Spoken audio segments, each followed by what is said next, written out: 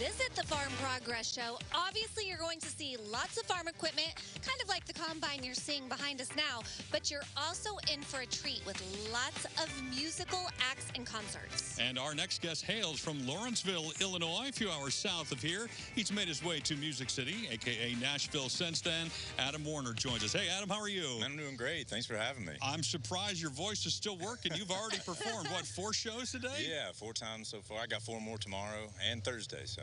Is that typical for an event like this where you just keep performing over and over and over Pretty again? much, yeah.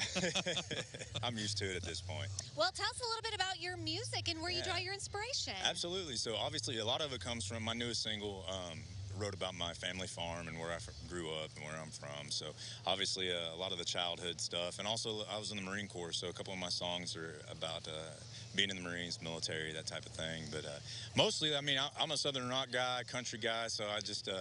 man, songs come from everyday conversation. I mean, I've had literally titles come up, and I played a song on the Grand Ole Opry, or at the Grand Ole Opry House, rather, that came from just sitting in church and listening to my pastors preach. So, wow. Man, church, the military, and farms, it doesn't get any more Americana than that. You are set up perfectly to be a country star.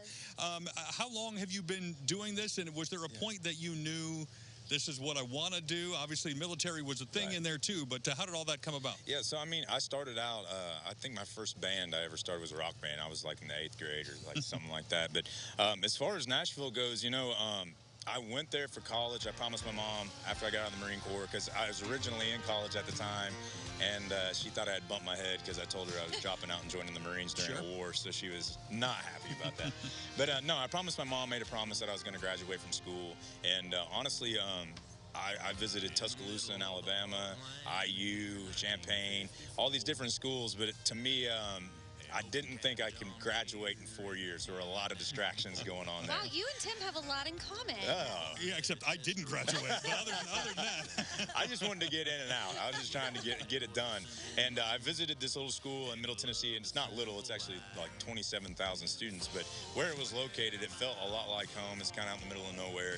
And I was just like, you know, I think I can get it done here. And started in Murfreesboro and never stopped writing, and just you know, after college, one thing kind of led to another and led me to Nashville. Yeah, and with your military background and experience, you have a very special song, Simplify. Tell me about that. Yeah, so again, God's been very good to me, and I was on tour with Trace Adkins in 2019.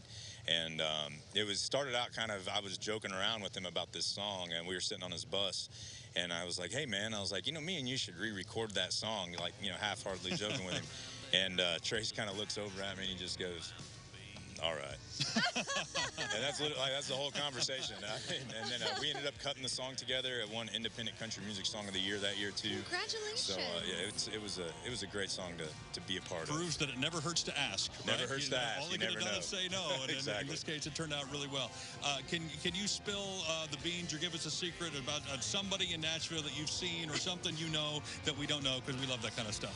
Man, you know, Nashville's it's a crazy town, and I've just... Not somebody you ever have to work with again, because we don't want to break that relationship. Right. But no, I mean, there's just so many, man. I've met so many great artists that aren't even signed, that are just so talented, and there's thousands of them there. You know, one of my good buddies is playing here tomorrow, Lee and Lewis Bryce. And Lewis and I wrote 3 of my next singles that are coming out this year. And you want to talk about just probably the 2 nicest human beings I've ever met in my life are the Bryce brothers. So to be fair, he just met us, though. So that is accurate. That's true. That is true. That is true. It just happened. So five more minutes, and it might be a different story. Speaking of good country songs, that's another good one, actually. 5 more minutes, right? Yes. That's a country song? Okay. Are you going to be able to visit your family here while you're in town? So my mom's birthday is actually tomorrow, and for her birthday present, she's driving here to see me. So, oh, nice. Yeah, I'm excited. Does she have to pay to get in, or are you able to get her a pass of some sort? She probably needs to pay. No, we got her taken care of. Good, I'm glad to hear it. Good. Okay, so out of your new album that you have, are there any songs that you really think people are going to resonate with? Yeah, there's a couple. The first one, I think, and it's a real special song for me. I wrote a song about my wife to my wife, and it took me 2 years to finish this song, and it was just one of those I just never thought. Flowers are faster, man. Way faster, way faster. But it was just one of those songs where, like, I wanted to make sure I got it right, and that's actually one of the songs I wrote with Lewis, and I think that one's going to resonate really well, especially if there's any lovebirds out there. Yes. But there's that one, and then I wrote another one called Like Daddy Did, and I think that's another one that a lot of people are going to gravitate to. So is it out? When can people Not get out yet. We're still working. Actually, as soon as I get back to Nashville, I'll be back in the studio finishing up both of those songs. So. And as I understand it, we're going to get to hear and see one of your songs in music video form here in just a bit. Yeah. Do you remember which one it is? Miles. There it is. Yes. Yeah. Which we learned. Tell everybody what a 4 square mile is. Okay, so where I got the idea, my grandfather's farm sits on 2,500 acres, and it's just a big square. And that's 2,500 acres is 4 square miles, and it just that's where I got the idea for the song. And there's just it was so cool for the music video. We shot it on location at my grandfather and my dad's farm, and it was great to be able to go home and do that. Okay, last question. Your hair routine on Oh tour? yeah. I got a hair. No, it's pulled back right now. It's a little sweaty, so I was just like, I didn't get this out of my face. But no, when I was in the military, I got tired of paying for haircuts, and I just started bicking my head, and it was just a big cue ball up there for a long time. And you know, when I was getting out, I was telling my buddies, I was like, I'm not shaving and I'm not cutting my hair. And then I realized I couldn't grow a beard, so I was like, all right, I'm shaving.